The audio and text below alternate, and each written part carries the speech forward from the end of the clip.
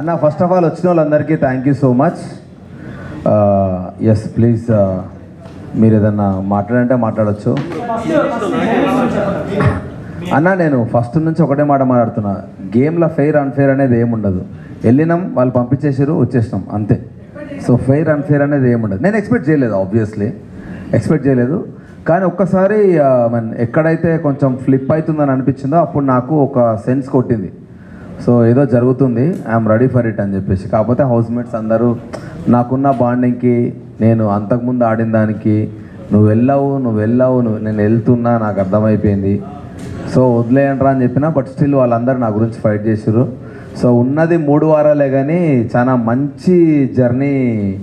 నేను వాళ్ళతో మంచి ర్యాపో చేసుకొని వచ్చినాను. నాకు సార్ కూడా ఫైనల్ ఏవి చూసి అదే అన్నాడు, ఉన్న తక్కువ టైం కానీ నీ ఎమోషన్స్ చాలా ఎక్కువ ఉన్నాయి, చాలా బాగా అనిపించింది, షార్ట్ అండ్ స్వీట్ చాలా బాగుంది అని అన్నాడు.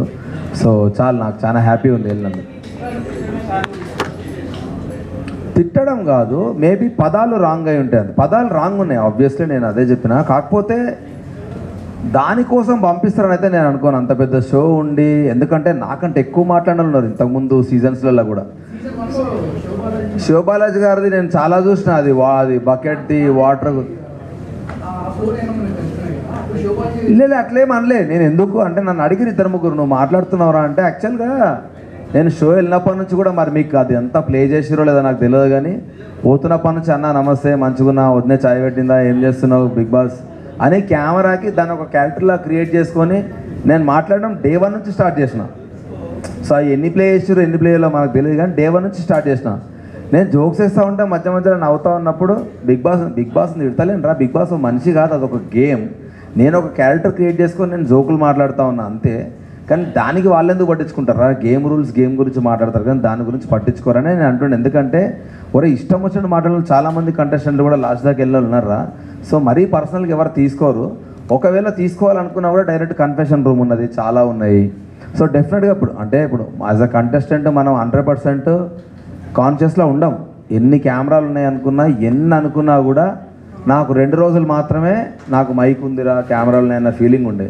తర్వాతకి వెళ్ళి మైక్ నాకు ఫోన్ అన్న ఫీలింగ్ వెళ్ళిపోయింది. నాకు ఇదో ఫోన్ మెడల్ వేసుకొని తిరుగుతున్నాం, ఏది పడితే అది ఎందుకంటే ఉండలేం 24 గంటలు, హైలీ ఇంపాసిబుల్ మనం కాన్షియస్గా బతకడం అనేది. సో డెఫినెట్గా ఏదో ఒక రకంగా మనం మాట్లాడుతూ ఉంటాం, పోతూ ఉంటాం. కాబట్టి నేను ఏం పట్టించుకోలేదు.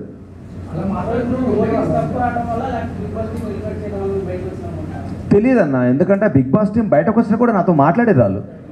బయటకు నేను ఫస్ట్ రాగానే నువ్వు actually one of the finest contestants, నువ్వు చాలా ముందుకెళ్తావు అనుకున్నా, వెరీ అన్ఎక్స్పెక్టెడ్. ఇది ఓటింగ్ ఎందుకు రాలేదో మాకు తెలియలేదు, అసలు నిన్ను ఎక్స్పెక్ట్ చేయలేమేమన్నారు వాళ్ళు. అదే అంటున్నా, వాళ్ళు అదే అన్నారు, వాళ్ళు కూడా అదే క్వశ్చన్ అన్నారు, నువ్వు వస్తావని ఎక్స్పెక్ట్ చేయలేదు. ఇప్పుడు ఒకటమ్మా, మనం 105 డేస్ ఉంది, ఈ ఒకటే గేమ్ తోటి పంపిస్తారని అయితే మనకు ఉండదు. కాకపోతే వాళ్ళు ఏం చూపించారు, జనాలకు ఏమర్థమైంది అన్నది ఒకటి ఉంటుంది. ఇప్పుడు ఏదైనా సరే ఎండ్ ఆఫ్ ద డే నేను ఈ 2 వారాలు నేను గేమ్ ఆడలే, ఈ 2 రోజులు నేను గేమ్ ఆడలే అంటున్నారు, కానీ అదే గేమ్ నిఖిల్తో అదే ఎవరైతే కంటెస్టెంట్ పృథ్వీ ఉన్నాడో వాడు నా టీంలో ఉన్నప్పుడు కూడా నేను ఫైట్ చేసిన. ఫిజికల్ డ్యామేజ్ అయితే తెలియదు, ఫిజికల్ డ్యామేజ్కి ఒక లిమిట్ ఉండదు. దెబ్బ తగిలి మొహాన్ని తగిలితే ఎవడు రెస్పాన్సిబుల్ అంటే నిఖిల్ గాడు వాళ్ళే మాట్లాడేది మీరు చూసుంటే. అరే మనం ఆర్టిస్టులం రా, బయటకు వెళ్తే మనకు లైఫ్ ఉంటుంది, చేతులు కాలు. ఎందుకంటే లాస్ట్ సీజన్ చూసిన శివాజీ అన్న చేయికో ఏదో ఫ్రాక్చర్ అయింది కదా, ఆయన సీజన్ అంతా అట్లే ఉండిపోయాడు పాపం. సో ఎవడు రెస్పాన్సిబుల్, అది ఇంకా ఎక్కువ స్ట్రెచ్లో అయిందనుకో. నా దాంట్లో ఉన్న కంటెస్ట్ నబీల్ ఉన్నాడు, నబీల్కి చెయ్యి ఇరిగింది, నబీల్కి నడుము బ్యాక్ ఇంజురీ ఉన్నది. సో ఆదిత్య అన్నకి చిన్నగా ఆస్మా ఇష్యూ ఉన్నది. ఇవన్నీ నాకు తెలుసు. సో తెలిసినప్పుడు నువ్వు ఫిజికల్ డ్యామేజ్ చేసుకుంటే రేపు పొద్దున లైఫ్ కూడా ఇబ్బంది అవుతుంది, వద్దు అన్నది నా కాంటెక్స్ట్ ఉండే. సో దానివల్ల తీసేసారంటే దట్స్ ఓకే, ఇంకా మనం ఏం చేయలేము. ఎందుకంటే ముందే చెప్పిన, ఆడియన్స్కి నచ్చిన రోజులు వస్తారు, నచ్చిన రోజు తీసేస్తారు. సో నచ్చినప్పుడు మనం ఎంత యాక్సెప్ట్ చేస్తామో, నచ్చినప్పుడు కూడా అంతే హ్యాపీగా బయటకు వచ్చేయాలి.